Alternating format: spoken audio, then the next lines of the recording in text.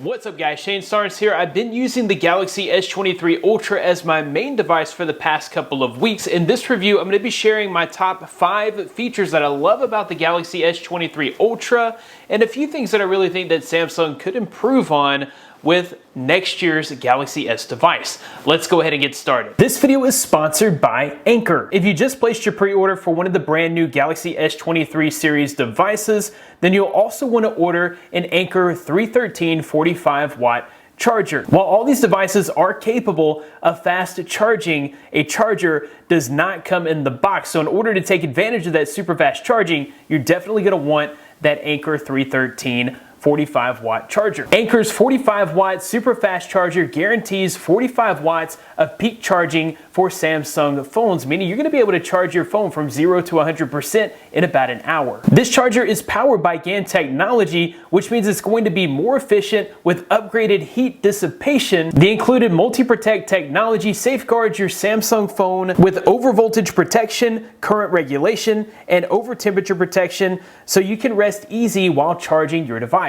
My favorite part of this charger has to be the foldable design, which makes it 30% smaller than Samsung's 45-watt charger. It's universally compatible with all of your Samsung devices, even your smartwatch and even your Apple products. If you're looking for a powerful 45-watt charger to take full advantage of your new Samsung's charging capabilities, look no further than the Anker 313 charger. And if you have the Galaxy S23, the Anker 312 is the perfect charger. It supports 25-watt Samsung super fast charging to fully charge the Galaxy S23 in under 1.5 hours. It's just as portable at 23% smaller than the original 25-watt USB-C charger and includes the same foldable design. I'll be sure to include links in the description of where you can pick yours up to date. Okay, so I know that the Galaxy S23 Ultra looks eerily similar to last year's S22 Ultra, but this design change is something that I really love about the S23 Ultra. So it does look super familiar. It's almost the exact same design as last year's device. However,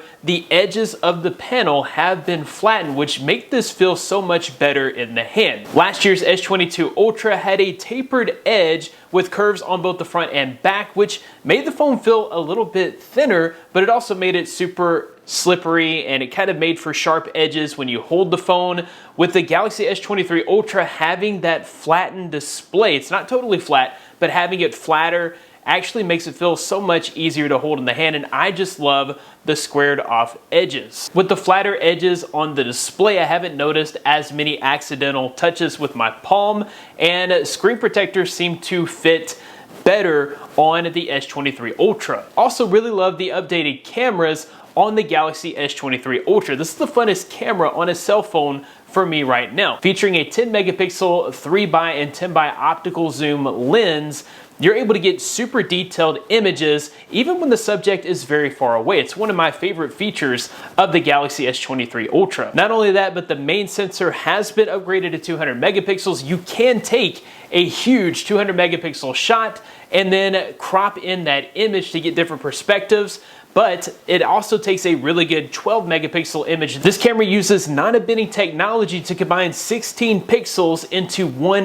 big pixel, providing more detail, especially in low light shots. My low light shots with this camera were simply amazing. You can see that in some of these night shots that I took at Harry Potter World in Universal Studios in Orlando. The images here just turned out great. I was also able to capture some really good daytime images. For the most part, colors are saturated and punchy, but we still get lots of detail, and dynamic range on this camera has improved over last year's S22 Ultra. Overall, I'm totally satisfied with the camera on the Galaxy S23 Ultra, and this is definitely one of the best cameras on a smartphone. The next thing that really stood out here is the performance on this phone. I noticed zero lag, zero stutters, everything is super fast when using this phone, and that's thanks to the Snapdragon 8 Gen 2 processor for Galaxy. Qualcomm has optimized their Snapdragon 8 Gen 2 processor specifically for Galaxy devices with this version,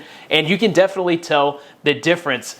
Loading applications is instant. Scrolling through feeds is instant. Everything on this phone feels fast and snappy. And this is definitely one of the best performing phones that I've ever used. That leads me to the next thing that I love on this phone, which is the insane battery life. I've never had this good a battery life on a cell phone. I've tried other cell phones with the Snapdragon 8 Gen 2 processor, and I'm still getting better battery life on the Galaxy S23 Ultra. This does have the same 5,000 milliamp hour battery as last year's S22 Ultra, but those optimizations with the Snapdragon 8 Gen 2 processor are really making a huge difference when it comes to battery life. So I'm able to get every single day on this phone 6 to 8 hours of screen on time. Now, most of that is due to optimizations like the actual battery that's consumed when streaming on applications like YouTube and Netflix. What I've really noticed about this phone is unless I'm using the phone, I'm not really using much battery life at all. The phone just barely sips the battery. So usually after 15 or 16 hours of use, I'm still at 50 to 60% at the end of the day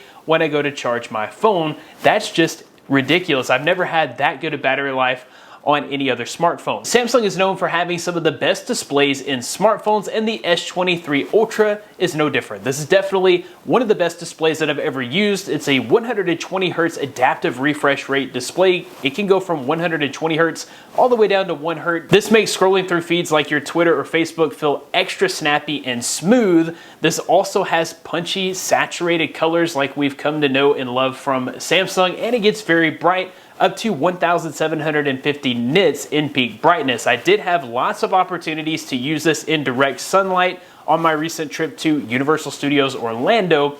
And one thing that I noticed when this is in peak sunlight and it is pushing out the peak brightness, I'm not seeing a major difference in the colors on the display or the quality of the display. It's still super high quality even when it's under direct sunlight. So that's one of the major differences with the S23 Ultra. You can see this in its stunning quality and clarity even when you're outdoors in direct sunlight. So this is definitely one of the best displays that I've ever seen on a smartphone. Of course, there's lots to love about the Galaxy S23 Ultra. What are the shortcomings? So for me, charge speeds, I wish that they would have improved this year. We still have the 45-watt fast charge and the 15-watt wireless charge, but I'm kind of spoiled to the OnePlus 11's 80-watt SuperVOOC charging that can get me from 0 to 100% in just 25 minutes. I would love to see that kind of wired charging on the Galaxy S series lineup. As it stands, it takes substantially longer to charge your battery from 0 to 100%, and it would be nice to see an improvement in wireless charging speeds as well. It really would have been nice to see 12 gigabytes of RAM on the base model instead of having to pay extra to upgrade your storage just to get the 12 gigabytes of RAM. If you decide to go with the base model, you are stuck with 8 gigabytes of RAM. If you are a heavy multitasker and you're opening up lots of applications and going back and forth between them, then you're probably going to want to upgrade to that 512 gigabyte version to get the 12 gigabytes of RAM. It would have been nice to see that on the base model as well. And I don't love how expensive this phone is. It's not the best value when you compare it to other smartphones on the market. I mean, you can grab other smartphones with the same powerful Snapdragon 8 Gen 2 processor for almost half the price.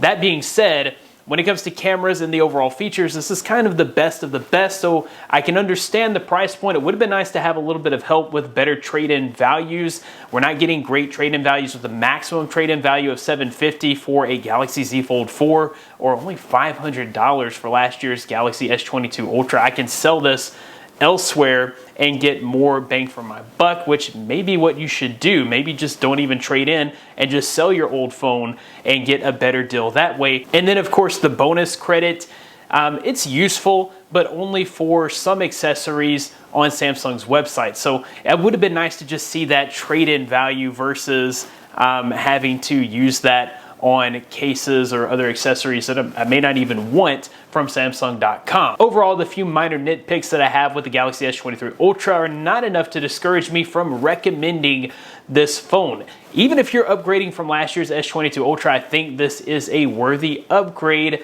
and I definitely think this is one of the phones to beat in 2023. That about wraps it up for this video. Thanks guys for watching. Be blessed. I'll see you in the next one.